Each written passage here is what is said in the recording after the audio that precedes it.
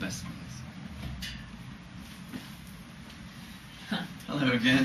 Hi. So, Pamela, I was just wondering, maybe you could talk a bit more about, some of the better ways of learning mindfulness or techniques that you could suggest, Sarah.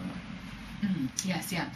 I think probably mindfulness is sort of best learnt from a teacher, from somebody who actually practices mindfulness or practices meditation. And quite often a sort of group context is really useful and supportive.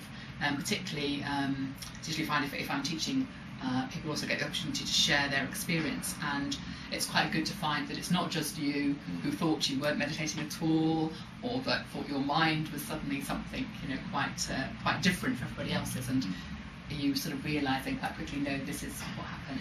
Well, yeah, I mean, I certainly know from my own experience that sort of doing one-day retreats with a number of people means that both in the downtime or the breaks, coffee breaks and things, I can just share with people what my experience has been, and there's a sort of normalising, because sometimes when you're doing it, you're so focused on what's happening, whereas actually when somebody goes, oh, I had something that's similar to that, it sort of just helps you to understand a bit more. But also then if there's a teacher at the front that you can ask questions, or again in the breaks you can ask questions of, it just helps you just to negotiate your way through the maze of what comes up. Yeah, I think so. And as you mentioned, retreat particularly, yes, even getting a short sort of one-day retreat can be really beneficial, because it gives you that more sort of intensive experience. So obviously for most of us in our very busy lives, it's quite difficult to find that time to sit even sort of 15 minutes or so. But if you can come for a day and actually experience time after time, either short sits or walking meditation, the whole thing, that really builds, I think, into a sort of body of experience that can take you sort of much more deeply into the whole area of mindfulness.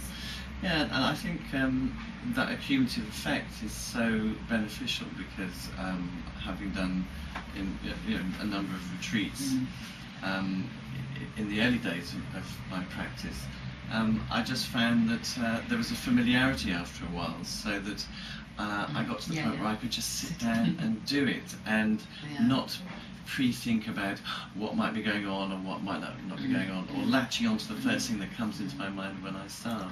I think there's a certain sort of understanding or sense of meditation that the mind itself sort of knows that it's a good thing. It's almost like the natural place of the mind is in this meditative or sort of mindful state. And so what we're doing in a way when we're practicing is that we're developing really positive habits, and the mind in a way goes along with that. So you can build up the practice so that when you sit, it's almost like the mind does know what to do. It's not necessarily means it's going to be totally easy, but it's definitely helpful, and you have that practice, that experience to go with you as you start. Yeah, and you said the mind knows what to do after a while. I mean, so that when we talk about training the mind, it's also about training it just to know what to do. Exactly, yes.